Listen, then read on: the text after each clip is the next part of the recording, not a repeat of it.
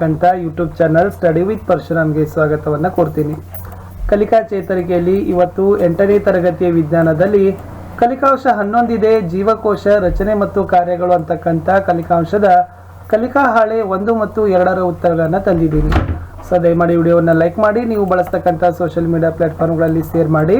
First time ವಿಡಿಯೋವನ್ನು watch ಮಾಡ್ತಿದ್ರೆ subscribe ಜೊತೆಗೆ ಬೆಲ್ ಐಕಾನನ್ನು ಅವಶ್ಯವಾಗಿ ಒತ್ತಿ. ಹಿಂದಿನ ವಿಡಿಯೋ ನೋಡದೇ ಇದ್ರೆ ಈ ವಿಡಿಯೋದ ಡಿಸ್ಕ್ರಿಪ್ಷನ್ ಬಾಕ್ಸ್ನಲ್ಲಿ 8ನೇ ತರಗತಿ ವಿಜ್ಞಾನ ಕಲಿಕಾ ಹಾಳೆಗಳ ಉತ್ತರಗಳು ಅಂತ ಒಂದು ಪ್ಲೇಲಿಸ್ಟ್ ಲಿಂಕ್ ಇದೆ, ಅದನ್ನು ಒತ್ತಿ ನೋಡ್ಬೋದು. ನಾವು 8ನೇ ತರಗತಿಯಲ್ಲಿ ಹಿಂದಿ ಮತ್ತು SS ನಲ್ಲಿನೂ ಕೂಡ ಏನು ಮಾಡಿದ್ದೀವಿ, ಕಲಿಕಾ ಚೇತರಿಕೆಗೆ ವಿಡಿಯೋವನ್ನು ಹಾಕಿದ್ದೀವಿ, ಅದರ ಪ್ಲೇಲಿಸ್ಟ್ ಲಿಂಕ್ ಇದೆ. ಅಷ್ಟೇ ಅಲ್ಲದೆ ಹಿಂದಿ, ಸೈನ್ಸ್ ಮತ್ತು SS ನಲ್ಲಿನೂ ಕೂಡ ಕ್ವಶನ್ ಆನ್ಸರ್ಸ್ ವಿಡಿಯೋಗಳನ್ನು ಹಾಕಿದ್ದೀವಿ, ಅವುಗಳನ್ನ ಸಹಿತ ತಪ್ಪದೇ ನೋಡಿ. ಸೊ ಮೋಸ್ಟ್ ಇಂಪಾರ್ಟೆಂಟ್ ಅಂದರೆ ನಮ್ಮದೇ ಆಗಿರ್ತಕ್ಕಂಥ ಒಂದು ಟೆಲಿಗ್ರಾಮ್ ಗ್ರೂಪ್ ಇದೆ, ಸ್ಟಡಿ ವಿತ್ ಪರಶುರಾಮ್ ಅಂತ, ಅದಕ್ಕೂ ಕೂಡ ಬಂದು ಜಾಯ್ನ್ ಆಗಿ ಅಂತ ಹೇಳ್ತಾ. ಸೊ ಪ್ಲೀಸ್ ವಿಡಿಯೋಗಳನ್ನು ಲೈಕ್ ಮಾಡಿ ಹಾಗೂ ಶೇರ್ ಮಾಡಲು ಮರೆಯದಿರಿ. ಶುರು ಮಾಡೋಣ. 11ನೇ ಕಲಿಕಾಂಶ ಜೀವಕೋಶದ ರಚನೆ ಮತ್ತು ಕಾರ್ಯಗಳಲ್ಲಿ ಕಲಿಕಾ ಹಾಳೆ 1 ಮತ್ತು 2ರ ಉತ್ತರಗಳನ್ನು. ವಿಶೇಷವಾಗಿ 8ನೇ ತರಗತಿಗೆ ನಾವು NMMS ಪರೀಕ್ಷೆಯ ಒಂದು ಕ್ವಶನ್ ಆನ್ಸರ್ಸ್ ಹಾಕ್ತಾ ಇದ್ದೀವಿ. ಪ್ರೀವಿಯಸ್ ಇಯರ್ ಕ್ವಶನ್ಸ್, ಹಿಂದಿನ ವರ್ಷದ ಪ್ರಶ್ನೆ ಪತ್ರಿಕೆಗಳನ್ನು ಸಹಿತ ಹಾಕ್ತಿದ್ವಿ. ಅವುಗಳನ್ನೆಲ್ಲ ಸಹಿತ ತಾವು ಏನು ಮಾಡಬೇಕಪ್ಪ ಅಂದರೆ ನೋಡಬೇಕು. ಸೊ ಮತ್ತೆ ಅದಕ್ಕೆ ಅನುಕೂಲವಾಗ್ತಕ್ಕಂಥ ಎಲ್ಲ ಸ್ಟೂಡೆಂಟ್ಸ್ಗಳಿಗೆ ಶೇರ್ ಮಾಡಲು ಮರೆಯದಿರಿ. 11ನೇ ಪಾಠ ಜೀವಕೋಶದ ರಚನೆ ಮತ್ತು ಕಾರ್ಯಗಳು.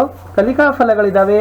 ಸಸ್ಯ ಜೀವಕೋಶ ಮತ್ತು ಪ್ರಾಣಿ ಜೀವಕೋಶಗಳ ಚಿತ್ರಗಳನ್ನು ತೆಗಿತೀರಿ, ಗುರುತಿಸ್ತೀರಿ, ಭಾಗ ಗುರುತಿಸ್ತೀರಿ. ವಿಶೇಷವಾಗಿ ಕೋಶ ಪೊರೆ, ಕೋಶ ಕೇಂದ್ರ, ಪತ್ರಹರಿತಿನ ಕಾರ್ಯಗಳನ್ನು ತಿಳಿದುಕೊಳ್ತೀರಿ.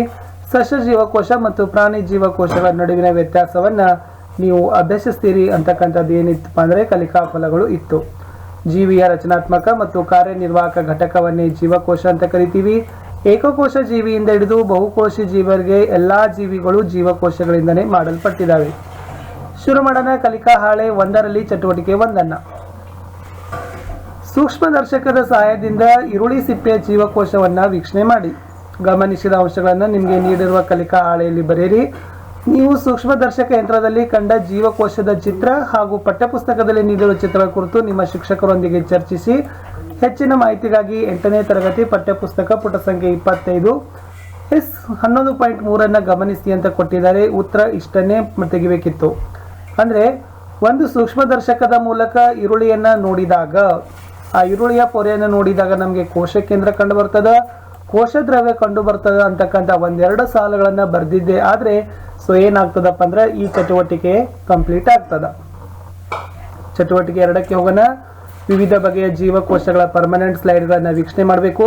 ಕೆಂಪು ರಕ್ತಕಣ, ನರಕೋಶ, ಸ್ನಾಯು ಜೀವಕೋಶ, ಅಮೀಬಾ, ಪ್ಯಾರಾಮೀಸಿಯಂ, ಏಕಕೋಶ ಜೀವಿಗಳ ಸ್ಲೈಡ್ಗಳು ಅಂತ ಕರೀತಾರೆ.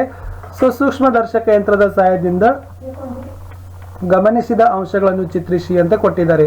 ಸೊ ಈ ಚಿತ್ರವನ್ನು ತಾವು ಏನು ಮಾಡಬೇಕು, ವಿದ್ಯಾರ್ಥಿಗಳೇ ತೆಗಿಬೇಕು. ಮನುಷ್ಯರಲ್ಲಿನ ಗೋಳಾಕಾರದ ಕೆಂಪು ರಕ್ತ ಕಣಗಳು ಇದಿತ್ತು.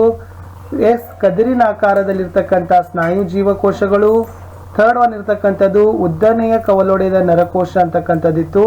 ಇವೆಲ್ಲ ಜೀವಕೋಶಗಳಿದ್ದಾವೆ. ಇವೆಲ್ಲ ಚಿತ್ರಗಳನ್ನು ನೀವೇನು ಮಾಡಬೇಕು, ಚಿತ್ರಿಸಬೇಕು. ಮುಂದೆ ಇದು ಅಮೀಬಾ ಇದೆ, A ಅಂತಕ್ಕಂಥದ್ದು, B ಅಂತಕ್ಕಂಥದ್ದು ಪ್ಯಾರಾಮಿಸಿಯಂ ಇದೆ. ಸೊ ಇವುಗಳು ಕೂಡ ಏಕಕೋಶ ಜೀವಿಗಳ ಬಗ್ಗೆ ಚಿತ್ರಗಳನ್ನು ತೆಗಿಬೇಕು. ಅಂದರೆ ಸೂಕ್ಷ್ಮದರ್ಶಕದ ಯಂತ್ರದ ಮೂಲಕ ಸ್ಲೈಡ್ಗಳನ್ನು ನೋಡಿದಾಗ ಯಾವ ಥರ ಕಾಣ್ತಾವಂತ ಕೇಳಿದ್ದಾರೆ. ಸೊ ಇದೇ ಥರನಾಗಿರ್ತಕ್ಕಂಥ ಸೂಕ್ಷ್ಮದರ್ಶಕದ ಸಹಾಯದಿಂದ ನಾವು ನೋಡಿದಾಗ ಚಿತ್ರಗಳನ್ನು ಕಾಣ್ತಾವ. ಈ ಚಿತ್ರಗಳನ್ನು ತಾವು ಏನು ಮಾಡಬೇಕು, ಬಿಡಿಸಬೇಕು. ಚಟುವಟಿಕೆ 3. ಈ ಕೆಳಗೆ ಸಸ್ಯ ಜೀವಕೋಶ ಮತ್ತು ಪ್ರಾಣಿ ಜೀವಕೋಶದ ಚಿತ್ರಗಳನ್ನು ಕೊಟ್ಟಿದ್ದಾರೆ, ಅವುಗಳನ್ನು ಗಮನಿಸಬೇಕು. ಅದೇ ರೀತಿ ಚಿತ್ರಗಳನ್ನು ನಿನಗೆ ನೀಡಿರುವ ಖಾಲಿ ಜಾಗದಲ್ಲಿ ಬರಿಬೇಕು. ಏನು ಸಸ್ಯ ಜೀವಕೋಶ ಮತ್ತು ಪ್ರಾಣಿ ಜೀವಕೋಶಗಳಿದಾವಲ್ಲ, ಸೊ ಸೇಮ್ ಟು ಸೇಮ್ ಡಿಕ್ಟು ಏನು ಮಾಡಬೇಕು, ಇವೇ ಚಿತ್ರಗಳನ್ನ ಇಲ್ಲಿ ನೀವು ಏನು ಮಾಡಬೇಕು ವಿದ್ಯಾರ್ಥಿಗಳೇ, ಕಾಪಿ ಮಾಡಬೇಕು. ಸೊ ಕಾಪಿ ಮಾಡಿ ಅಲ್ಲಿರ್ತಕ್ಕಂಥ ಸೇಮ್ ಒಂದು ಏನು ಮಾಡಬೇಕು, ಪಾಠಗಳನ್ನು ತಾವೇನು ಮಾಡಬೇಕು ವಿದ್ಯಾರ್ಥಿಗಳೇ, ಗುರುತಿಸ್ತಾ ಹೋಗಬೇಕು ಅಂತಕ್ಕಂಥದ್ದು ಈ ಒಂದು ಚಟುವಟಿಕೆಯಲ್ಲಿ ಇತ್ತು. ಚಿತ್ರ ನೋಡಬೇಕು, ಪ್ರಾಕ್ಟೀಸ್ ಮಾಡಬೇಕು.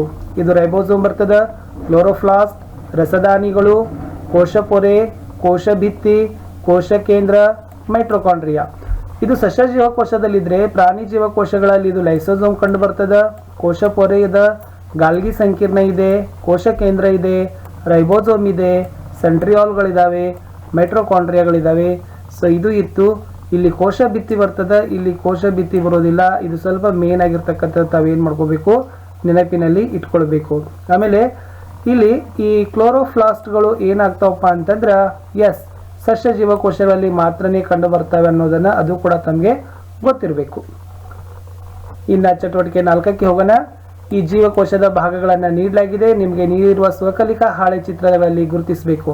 ಎಸ್, ಪ್ರಾಣಿ ಜೀವಕೋಶಗಳಲ್ಲಿ ಮತ್ತು ಸಸ್ಯ ಜೀವಕೋಶಗಳಲ್ಲಿ ಕೋಶ ಕೇಂದ್ರ, ಕೋಶ ಪೊರೆ, ಕೋಶ ಭಿತ್ತಿ, ಮೈಟ್ರೊಕಾಂಡ್ರಿಯಾ, ಗಾಲ್ಗಿ ಸಂಕೀರ್ಣ, ರಸದಾನಿ, ಕ್ಲೋರೋಫ್ಲಾಸ್ಟ್, ರೈಬೋಸೋಮ್, ಲೈಸೋಸೋಮ್, ಸೆಂಟ್ರಿಯಾಲ್ಗಳನ್ನು ತಾವೇನು ಮಾಡಬೇಕು, ಚಿತ್ರ ತೆಗೆದ ಗುರುತಿಸಬೇಕು. ಉತ್ತರ ಸೇಮ್ ಇದೇ ಥರನಾಗಿರ್ತಕ್ಕಂಥ ಬರಿಬೇಕು. ರೈಬೋಸೋಮ್, ಕ್ಲೋರೋಫ್ಲಾಸ್ಟ್, ರಸದಾನಿ, ಕೋಶ ಪೊರೆ, ಕೋಶ ಭಿತ್ತಿ, ಕೋಶ ಕೇಂದ್ರ, ಮೈಟ್ರೊಕಾಂಡ್ರಿಯಾ, ಲೈಸೋಸೋಮ್, ಕೋಶ ಪೊರೆ, ಗಾಲ್ಗಿ ಸಂಕೀರ್ಣ, ಕೋಶ ಕೇಂದ್ರ, ರೈಬೋಸೋಮ್, ಸೆಂಟ್ರಿಯಾಲ್, ಮೈಟ್ರೊಕಾಂಡ್ರಿಯಾ. ಇದು ಪ್ರಾಣಿ ಜೀವಕೋಶ. ಸೊ ಇದನ್ನ ತಾವೇನು ಮಾಡಬೇಕಾಗಿತ್ತು, ಸಸ್ಯ ಜೀವಕೋಶ ಮತ್ತು ಪ್ರಾಣಿ ಜೀವಕೋಶಗಳ ಚಿತ್ರಗಳನ್ನು ತೆಗೆದು ಅವರು ಕೊಟ್ಟಿರ್ತಕ್ಕಂಥ ಭಾಗಗಳನ್ನು ತಾವೇನು ಮಾಡಬೇಕು, ವಿದ್ಯಾರ್ಥಿಗಳಿಗೆ ಗುರುತಿಸಬೇಕಿತ್ತು. ಇನ್ನು ಹೋಗೋಣ ಕಡೆಗೆ. ಇಲ್ಲಿ ಕೊಟ್ಟಿರ್ತಕ್ಕಂಥ ಅಕ್ಷರಗಳನ್ನು ಗಮನಿಸಿ ಅವುಗಳ ಸಹಾಯದಿಂದ ಜೀವಕೋಶದ ಕಣದಂಗಗಳನ್ನು ಊಹಿಸಿ ಬರೆಯಿರಿ ಅಂತ ಕೊಟ್ಟಿದ್ದಾರೆ. ಸೊ ಫಸ್ಟ್ದಲ್ಲಿ ಏನು ಬರಿಬೇಕಾಗಿತ್ತು, ಮೈಟ್ರೊಕಾಂಡ್ರಿಯಾ ಬರಿಬೇಕಿತ್ತು. ಸೊ ಟ್ರೋ ಅಂತಕ್ಕಂಥದ್ದು ಒಂದು ಬರಿಬೇಕಿತ್ತು. ಆಮೇಲೆ ಡ್ರೀ, ಆಮೇಲೆ ಯಾ ಅಂತಕ್ಕಂಥದ್ದು ಇದು ಫಸ್ಟ್ ಇತ್ತು. ಓಕೆ, ಟ್ರೋ, ಡ್ರೀ, ಯಾ. ಇನ್ನು ಎರಡನೇದರಲ್ಲಿ ಡ್ಯಾಶ್ ಇದೆ ನೋಡಿ, ಫಸ್ಟ್ ಗಾ ಬರಿಬೇಕಾಗಿತ್ತು.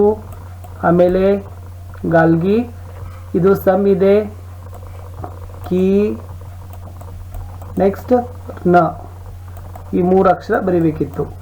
ನೆಕ್ಸ್ಟ್ 3ರಲ್ಲಿ ಏನು ಕೊಟ್ಟಿದ್ದಾರೆ, ಕ್ಲೋರೋಫ್ಲಾಸ್ಟ್ ಆಗಬೇಕಾಗಿತ್ತು. ರೋ, ಸ್ಟ್.